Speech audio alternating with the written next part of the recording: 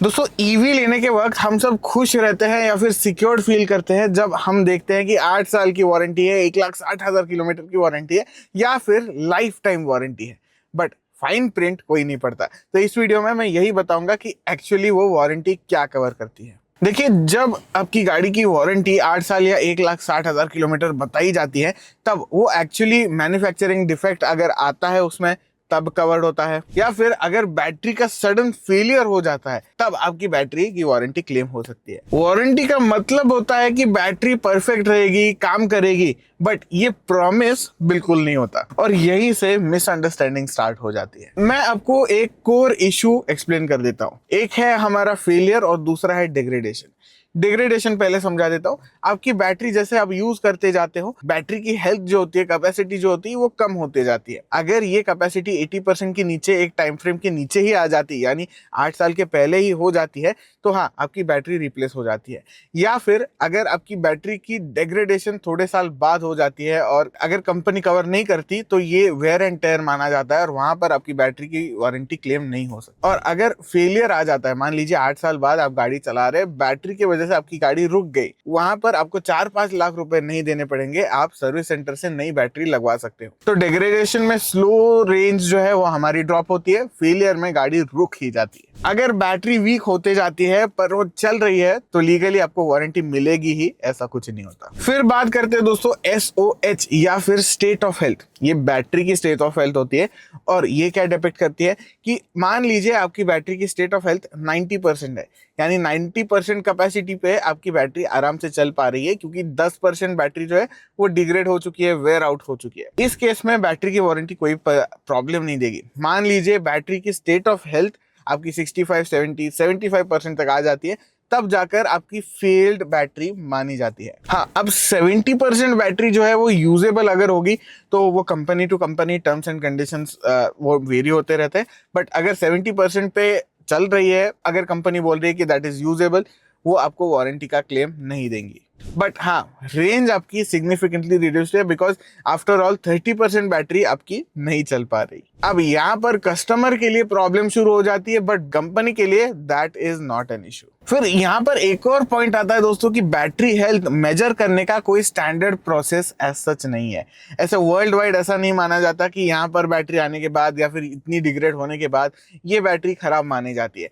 इसका इंटरप्रिटेशन जो है वो बदलते जाता है with each manufacturer.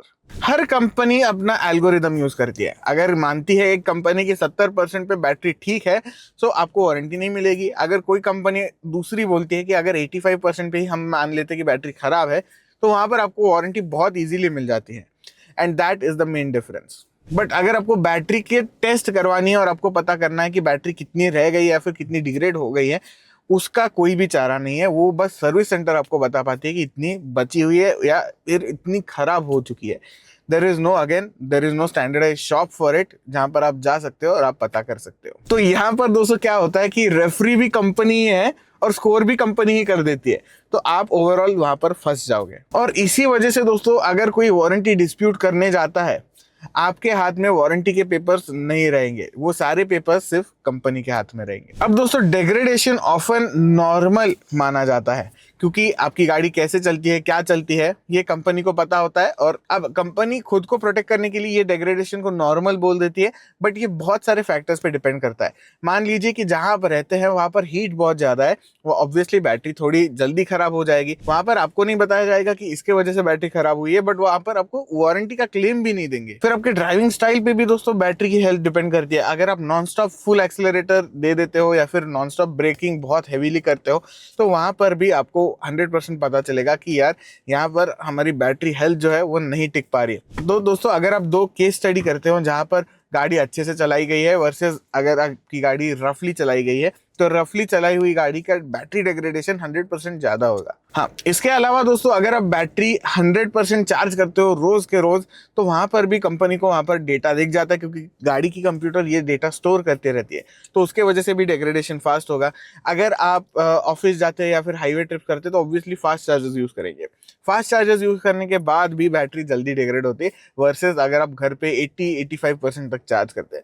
Again that becomes a very big factor playing in कि ये बैटरी डिग्रेड हो रही है या फिर नहीं हो रही है। अगर आप ये कर करते रहेंगे तो उसके वजह से 100% अगेन आपकी बैटरी जल्दी डिग्रेड होगी। अब यहाँ पर कंपनी क्या बोलेगी दोस्तों कि बैटरी खराब जरूर हुई है बट वो आपकी वजह से खराब हुई है, ना कि हमारे वजह से खराब हुई है, तो आप उसका खर्चा उठा लीजिए, हम तो वारंटी क्लेम नहीं देंगे। फिर दोस्तों बात करते हैं कि फास्ट चार्जर जो होते हैं वो जनरली बैटरी को बहुत ज्यादा स्ट्रेस कर देते हैं। अब दोस्तों मान लीजिए कि एक 2 लेन हाईवे है, 2 लेन हाईवे पे कभी कभी बहुत सारे गाड़ियां चली जाती है तो वहां पर प्रॉब्लम नहीं आता, बट बार बार अगर वो हाईवे पे गाड़ियां ट्रक्स बहुत हेवी वाले वो चलते रहेंगे तो रास्ता जल्दी खराब हो जाता है। और ऐसा ही कुछ बैटरी का भी होता है, अगर आप फास्ट चार्जिंग नॉन स्टॉप करते रहते हो तो बैटरी का वेयर एंड टेयर बहुत जल्दी हो जाता है, क्योंकि बैटरी बहुत स्ट्रेस हो जाती है, उसका हीट लेवल जो है चार्जिंग के टाइम पे वो बहुत बढ़ जाता है और उसके वजह से डिग्रेडेशन हो जाता है, क्योंकि वो ऑब्वियसली केमिकल बैटरी है तो वहाँ पर चेंजेस बहुत जल्दी आ जाते हैं। और यही सारी चीज़ें जो है दोस्तों, आप कितनी बार फास्ट चार्जिंग कर रहे हो, गाड़ी कैसे चला रहे हो,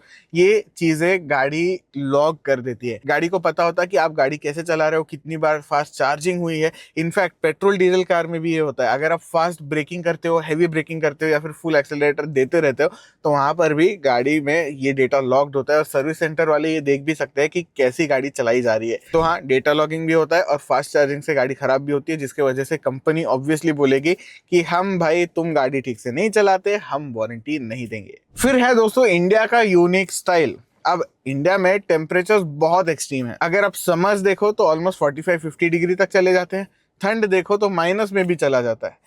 तो इसके वजह से अगर इसी कंडीशंस में आप ईवी चला रहे हो तो बैटरी पे ऑब्वियसली थोड़ा अलग से स्ट्रेस आएगा, टेम्परेचर का स्ट्रेस आएगा। अगर गाड़ी ठंडी में चल रही है तो उतनी वो परफॉर्म नहीं कर पाएगी। सिमिलरली अगर आप बहुत हीट में गाड़ी चला रहे हो तो बैटरी जल्दी गर्म हो रही है, जिसके वजह से अगेन परफॉर्मेंस ड्रॉप होता है, बैटरी डिग्रेड हो जाती है। इसके अलावा गाड़ी अगर आप बम्पर टू बम्पर चला रहे हो, आपकी गाड़ी के कंपोनेंट जो है वो इतने फास्ट कूल नहीं होंगे, इसकी वजह से मोटर ज़्यादा गर्म नहीं होगी, बैटरी 100% गर्म होगी, because stop and go traffic में आपको पावर भी, इनिशियल पावर जो होती है वो थोड़ी ज़्यादा लगती है, जिसकी वजह से बैटरी गर्म हो जाएगी।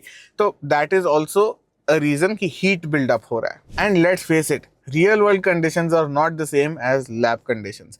लैब में हम सोच लेते हैं कि ऐसा हुआ तो क्या, ऐसा हुआ तो क्या, ऐसा हुआ तो क्या, बट अगर वो कंडीशन रियल लाइफ में है ही नहीं, अगर वो एग्जैक्ट कंडीशन नहीं बन पाती तो लैब टेस्ट इतना नहीं कर पाते। There is a limitation to lab test. तो दोस्तों आप ये मान के चल सकते हो कि इंडियन टेम्परेचर में बैटरी डिग्रेडेशन इज 100% एक्सपेक्टेड। फिर बात है दोस्तों हमारी रीसेल वैल्यू। अब ईवी की रीसेल वैल्यू ऑब्वियसली ज़्यादा नहीं होती है। अगर आप डिग्रेडेड बैटरी के साथ ईवी बेचने जा रहे हो तो मान लीजिए कि आप स्क्रैप के भाव में गाड़ी बेच रहे हो, उसके ज़्यादा कुछ आने नहीं वाला, क्योंकि at the end of the day battery उनको भी चेंज करनी पड़ेगी, रिफर्बिश करनी पड़ेगी। That is a big cost that you are not paying but they have to. उसकी वजह से कार की वैल्यू थोड़ी कम आ जाएगी। अब मान लीजिए कि आपने गाड़ी बेची, गाड़ी बेचने गए, आपकी गाड़ी की बैटरी भी ओके है, बट उस केस में क्या होगा कि well there is no demand for second hand EV, क्योंकि obviously EV is a new technology, वहाँ पर लोगों की डिमांड नहीं है अभी भी और आगे जाकर भी, क्योंकि टेक्नोलॉजी इतनी रैपिडली चेंज हो रही है, कोई बाय करने की इच्छा में नहीं होगा कि हाँ भाई मैं जाकर सेकेंड हैंड ईवी खरीद लूँ, क्योंकि आफ्टर ऑल एक डाउट तो हमेशा रहेगा कि बैटरी कैसी है और सेकेंडली ये गाड़ी इतनी सस्ती क्यों बेची जा रही है, ये भी एक डाउट आएगा अनलेस दे नो कि क्यों इतनी सस्ती है।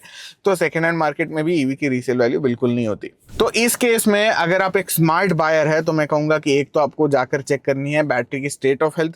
स्टेट ऑफ हेल्थ आपको सर्विस सेंटर में पता चल जाएगी, गाड़ी की सर्विस हिस्ट्री में पता चल जाएगी। बट अगर आप ये चेक ना करें और ईवी सेकेंड हैंड में खरीद ले तो आपका बहुत ज़्यादा घाटा हो जाएगा। और फास्ट चार्जिंग की लिमिट्स भी आप देख लीजिए कि कितनी बार गाड़ी फास्ट चार्ज हो चुकी है। आप एक बार सर्विस सेंटर को कंसल्ट भी कर सकते हैं, वो लैपटॉप लेकर शायद आ जाए, कोई करता नहीं है जनरली, नहीं तो एक टीम को हायर कर लीजिए जिनको एक पता है कि वो क्या कर रहे हैं। तो इस तरीके से आप एक स्मार्ट बायर भी बन सकते हैं। देखिए ईवी की बैटरी वारंटी बिल्कुल बुरी नहीं है, ओवर सिंप्लीफाइड मार्केटिंग जरूर है। एक्सपेक्टेशन अगर आप अपने क्लियर रखो तो ईवी के साथ आपका एक्सपीरियंस भी काफी स्मूथ बन जाता है, बट 100% आपको ब्लाइंड ट्रस्ट या डिसीजन बिल्कुल नहीं करना। तो होपफुली ये वीडियो आपको अच्छा लगा होगा। लाइक करिए, शेयर करिए उनके साथ जो ईवी बाय करने की प्लान कर रहे हैं, और अगर आपको कोई डाउट है तो कमेंट में पूछ लीजिए। लाइक करिए, शेयर करिए। मिलते हैं आपको नेक्स्ट वीडियो में।